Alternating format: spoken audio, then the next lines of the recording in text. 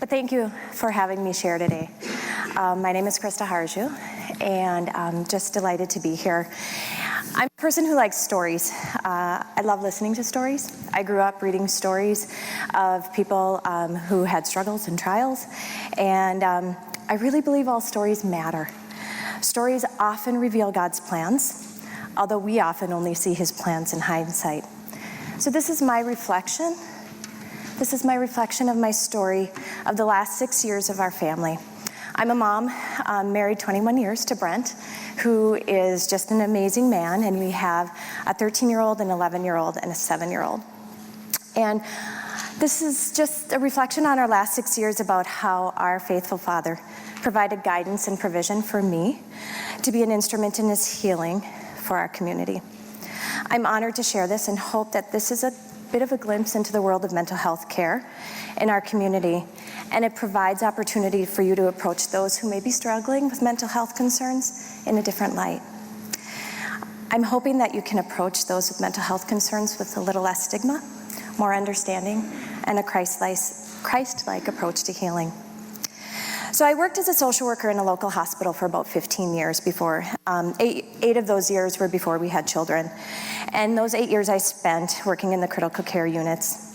And I was honored to be present with patients and families as they were delivered really horrible news, or were often dealing with insurmountable physical or mental health crises. My job was to help provide crisis intervention, counsel patients through new diagnoses, be present in grief moments, and make referrals to outpatient care. I held the hands of the bereaved. I carried babies to the arms of moms who weren't able to take them home and needed to say one last goodbye, either because they were born still or they lacked the capacity to care for them. I was there while patients struggled through newly diagnosed life-changing illness or injury. But even in the midst of that suffering, I often saw strength and resilience, especially for patients and families who were believers. However, I wrestled with my own emotions when a patient came in, especially to the critical care unit after a suicide attempt, or a patient was coming in psychotic, okay? I blindly concluded at that time that patients were lacking faith, that those people, that God was absent in those lives, and that's why they were experiencing mental illness. And if they had only made better decisions and had better self-control, they'd be all good. So that set the stage, right? We had our first child as I was towards the end of working critical care, and then I had our second, and I dropped down to working very part-time and had some great folks that were able to care for my kids during those random days that I went into work. And thanks Michelle and Reagan and Stephanie for providing kids to love on my kids during that time. But during my pregnancies, God revealed a glimpse of what mental health looks like. I kind of think I'm pretty stable mentally from a mental health perspective. However, during that time, God revealed to me what it felt like to struggle with depression and anxiety. After I had our first two kids, I experienced postpartum depression and pretty significant anxiety. That was very humbling because I was the counselor. I was the person talking to people about that, and I struggled. I struggled to leave the house. I struggled to care for my babies. And I'd grown up in a Christian home. I knew Christ, but my emotions at that time were just not mine, and they were unexplainable. Thankfully, I worked, with God's help, we worked through those. It was short-lived. I have an amazing husband and a great support system and family, and they wrapped and supported me, and we're doing well. But my faith was refined through that, and I gained perspective on how even a mild mental health issue can affect your life and affect your family's functioning. We had our third child, and I did great after that, and a part-time position was offered to me at that time. And I was challenged with that position to develop manage a model of care that included screening and early identification for children in our community through a local PEDS clinic. This grant was in response to the Red Lake shooting, and we were one of two pilot sites through the Department of Health and Human Services that was looking at early identification of mental health concerns among our children. Now, we can all have our thoughts and opinions about why the rise of mental health conditions is happening, but nonetheless, it's our reality. Research shows that 70% of mental health conditions are first identified in the primary care clinic. And according to the National Institute of Health, 26% of adults experience mental health issues within a given year. The data that I collected as part of one of these 2 pilot studies showed and confirmed nationwide research that approximately 12 to 15% of our kids struggle with depression or anxiety or other mental health concerns. And later, as we screened, during this project, as we screened parents of newborns, we also found that in our community, the same percentage worldwide of perinatal mood and anxiety disorders is between 15 and 20%, and it was the same in our community.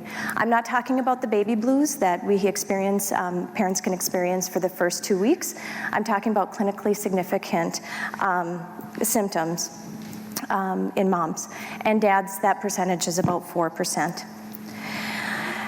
So going into this job, I already knew that the postpartum period isn't always rosy for everyone. But my previously held beliefs that emotional difficulties, bad behaviors, and troubled kids were only for those kids in foster care, kids with those with messed up parents or whose faith was really challenged. But the truth is, even kids raised by Christian parents struggle. Our families are not immune. I was also confronted with some parents, some of them Christian, who were unwilling to consider that their child was experiencing emotional difficulties, and their child's experiences were unrecognized as real. It was as though there was some spiritual defectiveness.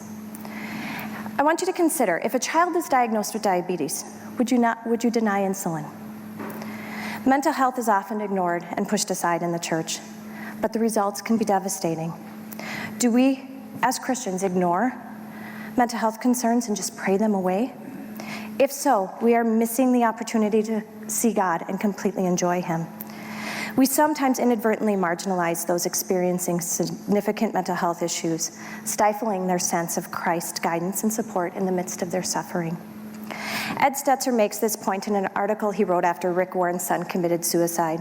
He states, "If we immediately dismiss the possibility of mental illness and automatically assume spiritual deficiency, our actions amount to spiritual abuse." That was tough for me to kind of swallow, I'll be honest. But the church often doubts mental health validity, creating reason for shame and questioning God's intent for it. Don't get me wrong, sin and brokenness are real, and not just to those who believe. And Christ is our complete and our whole answer, our wonderful counselor, the ultimate counselor who knows all of our needs and concerns. However, just like physical health, mental health is physical and often creates unhealthy behaviors and perhaps unhealthy choices. It doesn't make you less of a Christian. In fact, I believe it can refine our faith. And thankfully, God gives people gifts that can be instruments in His healing, and those who can offer hope in the midst of suffering. We can be His hands and feet for those struggling with mental health concerns. And we can help people, including kids, identify and work through their emotions, revealing Christ with an approach that is less self-motivated and more Christ-empowering. But in my work, what I found that offering credentialed options for therapists who were Christians was difficult. There aren't many in town. So I was listening to stories and helping families through struggling through my work. And at the time, I was also teaching at St. Scholastica, and they opened up a clinical social work master's degree program that upon completion, had a lot of different levels, and passing our boards, it would allow licensure and credentialing as a psychotherapist. It was a consideration and one that took a lot of prayer. Brent and I prayed about it. And during the months of praying, looking at what it would like for me to go back to school again, and what that would mean to our families, God revealed some more stories right here at Rock Hill. Stories of believers who were getting baptized and had struggled with mental health conditions and even considered suicide. And I would say every time we got in the car, my husband would look at me and go, "Krista." And I had a hard time swallowing what it would look like for me to go back to school with 3 little kids. And so we prayed a lot. We prayed about our decision. I really struggled with, is this selfish motivation or is this God's calling? And as the more I doubted, the louder Christ spoke. And Brent really was just a huge support for that. So I did. I was accepted. I went through school. Everything kind of came together relatively seamlessly. It wasn't without its challenges. Often as a Christian working mom, there's some strong opinions about roles and purpose. But we listened as a family to his call. And I'm now a credentialed provider for mental health therapies. My kids, I think, learned through that, to listen to God's call, even though it may be difficult and taxing on your family. And they stepped up to the plate. Nick can make a mean baked potato. Yana took care of all the feathered and four-legged creatures in our house, and Eiley rather, decorated with all of her artwork. And we all studied together as a family, so it was good. Right now, I'm not currently working in a Christian mental health setting. I work on both ends of the spectrum. Thanks to Danielle, I'm now working at Head Start on a school schedule, and I'm just doing some consulting there, and I'm teaching at the college level, all on a school schedule, which allows me to be home with the kids in the morning and in the afternoon, which is just beautiful. I have a lot to learn. I'm not an expert, and there will continually be challenges. And I don't know how God will use this journey for me, but I'm working on trusting and learning and listening. Practically speaking, I continue to practice the things I did since I started my journey as a social worker. I pray when I can before each encounter or each workday. I pray that God will use me according to his will. If a client identifies that they're Christian, I will pray with them. I pray that I can shine his light in whatever way and exemplify God's grace and understanding, coming alongside those who are suffering to offer hope, even if I'm not able to share the gospel with them. I pray that they can sense him through my work. I pray they can see a difference. And I hope one day I can hear, "Well done, good and faithful servant." Thank you. Next up is Bill King.